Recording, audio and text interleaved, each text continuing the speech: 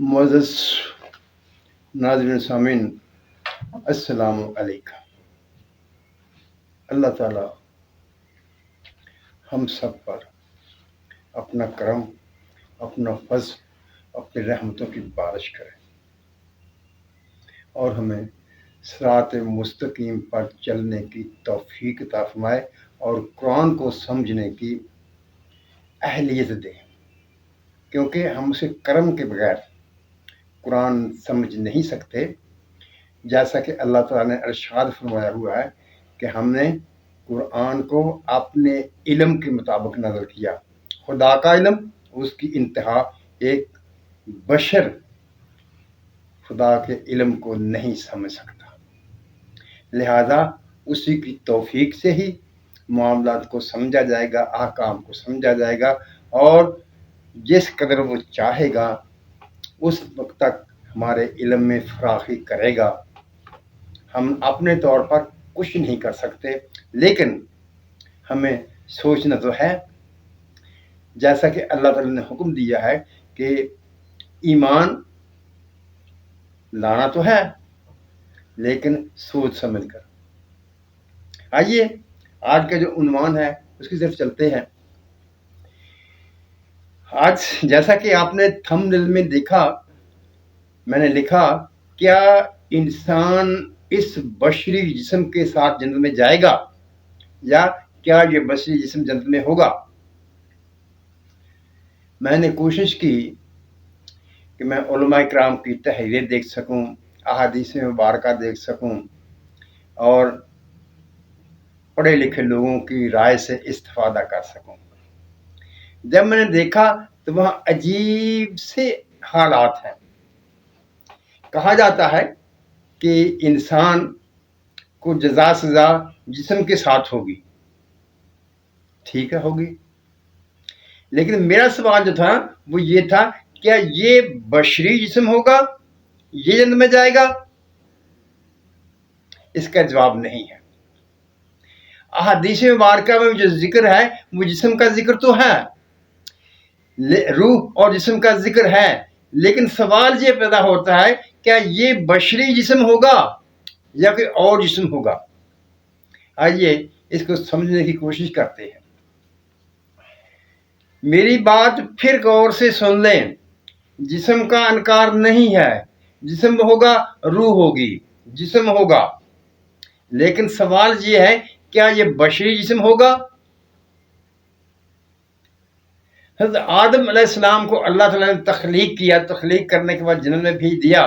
جب اس نے درخت کا پھل چکھا تو ان کی عورات ظاہر ہو گئیں، یعنی جو جسم لے کر آدم جنت میں گیا تھا اس کی حیت اور تھی، اور وہ پھل چکھنے کے بعد اس کی حیت اور ہو گئی۔ ایک بات۔ دوسری بات، وہ جنت کے پھل کھاتا تھا آدم اور اما حوا، تو وہاں وہ 40 سے 60 سال تک کا ذکر ملتا ہے کہ جنت میں رہے۔ اس دوران انہیں پیشاب اور پخانے کی حاجت نہیں ہوتی تھی، لیکن جب وہ پھل چکھا تو عورات ظاہر ہوئیں، تو جب عورات ظاہر ہوئیں تو پیشاب پخانہ کی حاجت بھی ہونا تھی، کیونکہ جب ہم انسان یہاں موجود ہیں تو ہمیں یہاں پیشاب خانے کی حاجت ہوتی ہے، لہذا آدم کو بھی اس پھل کھانے کے بعد پیشاب اور کھانے کی حاجت ہونا تھی، اسی لیے اللہ تعالیٰ نے جنت سے زمین پر بھیج دیا۔ ایک بات واضح ہو گئی، جنت کا ماحول اور ہے، دنیا کا ماحول اور ہے۔ جب ماحول الگ الگ ہے تو جسم کی کیفیت بھی الگ الگ ہوگی۔ اب آگے آ جائیے۔ اس دنیا میں رہتے ہوئے ہم رات کو سو جاتے ہیں، جب سوتے ہیں تو جب خواب سے بیدار ہوتے ہیں تو صبح اٹھ کر ہم کہتے ہیں، یار میں نے آج خواب دیکھا، میں نے خواب دیکھا، میں فلاں جگہ گیا، میں فلاں جگہ گیا۔ کیا جس وقت آپ خواب دیکھ رہے تھے کہیں آپ کو محسوس ہوا کہ میں جو خواب دیکھ رہا ہوں یہ میں نہیں ہوں؟ بالکل احساس نہیں ہوتا۔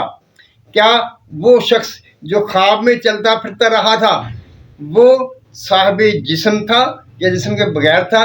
اس کا جسم تھا، اس عالم خواب کے مطابق تھا، اسی لیے سے محسوس نہیں ہوا کہ میرا جسم ہے یا میرا جسم نہیں ہے. وہ یہی سمجھتا رہا کہ میں ہوں، میرا جسم ہے، لیکن اس کی کیفیت، اس کی ماہیت اور تھی. یہ بشری جسم تو بستر میں پڑا تھا. اب آ جائیے، اپنی عمر پوری کرنے کے بعد ایک آدمی فوت ہو گیا، تو اس کے جسم کو ہم نے اس دنیا میں قبر میں دفن کر دیا، اور اس کی روح جو چلی گئی وہ عالم برزخ میں چلی گئی. کیا عالم برزخ میں صرف روح گئی یا اس کا ساتھ جسم بھی تھا؟ وہ بات یاد کر لیجئے جو کہتے ہیں سزا جسم اور روح کو ایک ساتھ ہوگی. ہاں، وہاں جسم ہوگا جس طرح کے خواب میں تھا، اور خواب میں بھی ہم محسوس کرتے ہیں، کبھی ہم کو راحت ہوتی ہے، کبھی خوش ہوتے ہیں، کبھی تکلیف محسوس کرتے ہیں. اسی طرح وہ جو عالم برزخ میں جسم ہوگا وہ عالم برزخ کی مطابقت کے حساب سے ہوگا، صرف روح اکیلی نہیں ہوگی. یہ نہیں ہو سکتا کہ روح عالم برزخ میں ہو اور جسم عالم دنیا میں پڑا ہوا گل سر جائے. ایسا نہیں ہے. عالم برزخ میں بھی روح کو جسم ملتا ہے. آئیے پھر، لیکن یہ بھی یہ بات یاد رکھنے والی ہے کہ عالم برزخ کے حالات اور ہیں، ماحول اور ہے، دنیا والا ماحول نہیں ہے. اسی طرح عالم حشر بپا ہوگا، ساری مخلوق حساب کتاب کے لیے رب کے حضور پیش ہوگی. تو کیا اس کا ماحول دنیا والا ہوگا؟ قطعاً نہیں. وہ الگ ماحول ہوگا، وہ الگ عالم ہوگا. تو اس عالم کے مطابق جسم ہوگا، جسم اسی کا ہوگا، اسی کی کیفیت ہوگی.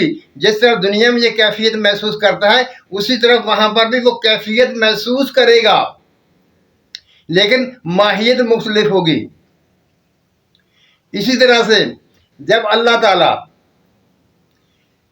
اللہ کرے کہ ہر مسلمان کامیاب ہو اور جنت میں جائے، تو جنت میں جائے گا تو وہاں اس کے جسم کی کیفیات جو بیان کی گئی ہیں، 60 ہاتھ لمبا قد ہوگا، 7 ہاتھ چوڑا ہوگا، اور کھائے پیے گا، لیکن پیشاب پخانہ نہیں ہوگا. جب پیشاب پخانہ نہیں ہوگا کیا یہ دنیا والا جسم ہوگا؟ کیونکہ دنیا والے جسم کی کیفیت جو ہے، ماہیت جو ہے وہ الگ ہے. سے پیشاب بھی آئے گا، پخانہ بھی آئے گا. لیکن جب جنت میں ہوگا، یہاں تو 5-6 فٹ کا قد ہوتا ہے، وہاں پر 60 ہاتھ کا ہوگا. تو کیا یہی جسم ہوگا؟ اور 7 ہاتھ چوڑا ہوگا، کیا یہی جسم ہوگا؟ اور کھائے پیے گا لیکن پیشاب پخانہ نہیں آئے گا. کیا آپ سمجھتے ہیں کہ یہ ایسی ایک بات ہے جو سمجھ میں نہیں آتی، اور اس میں ایسی چیزیں ہیں جو ایک دوسرے کے الٹ ہیں؟ نہیں، الٹ نہیں ہیں، بالکل صحیح ہے، سمجھ میں آتی ہیں. لیکن ہم ایک بات چھوڑ جاتے ہیں، ہم عالم کی کیفیت کو چھوڑ دیتے ہیں. ہم جس عالم میں ہوں گے اس عالم کی مطابقت ہی سے ہمارا جسم ہوگا، لیکن یہ بشری جسم نہیں ہوگا، اس عالم کے مطابق جسم ہوگا. اب حوریں ہوں گی 72. کچھ تو علماء کرام ان کی زیادہ اور بھی بڑھا دیتے ہیں. بہرکاہ 72 حوریں ہوں گی، اور جو یہاں پر مسلمان عورتیں ہوں گی ان کا حسن ان حوروں سے 1000 گنا زیادہ ہوگا. کیا یہی جسم ہوگا جو دنیا میں تھا؟ نہیں، یہ نہیں ہوگا، یہ بشری جسم نہیں ہوگا. میں یہ بار بات سمجھانے کی کوشش کر رہا ہوں. ہر عالم کے مطابق، اسی کیفیت کے مطابق جسم ہوگا. اگر میں یہ کہہ رہا ہوں کہ یہ بشری جسم نہیں ہوگا تو اس کا مطلب یہ ہے کہ جو کیفیات اس جسم کی یہاں پر ہیں، دنیا میں ہیں، یہ کیفیت نہیں ہوگی. اس جسم کی کیفیات اس عالم کے مطابق ہوں گی. جیسا وہ عالم ہوگا، جیسا ماحول ہوگا، وہ لطیف ہوگا، وہ کثیف ہوگا، جو کچھ بھی ہوگا اس ماحول کے مطابق ہوں گی. معزز ناظرین و سامعین، یہ نہیں ہو سکتا. عالم تو کیفیات میں بہت لطیف ہو اور انسان وہاں پر جس میں کثیف کے ساتھ جائے، یہ ہو نہیں سکتا. یہ قانون خدا کے خلاف ہے. جیسا جہان ہوگا ویسا ہی اس کے جسم کی کیفیت ہوگی، کیونکہ اس کے بغیر وہاں رہا نہیں جا سکے گا، اس ماحول کو برداشت نہیں کر سکے گا۔ آپ نے دیکھا نا، جب خلا باد جاتے ہیں تو کیا کرتے ہیں؟ خلائی لباس پہن کے جاتے ہیں کہ یہ جسم اس خلا میں ماحول کو برداشت نہیں کر سکتا۔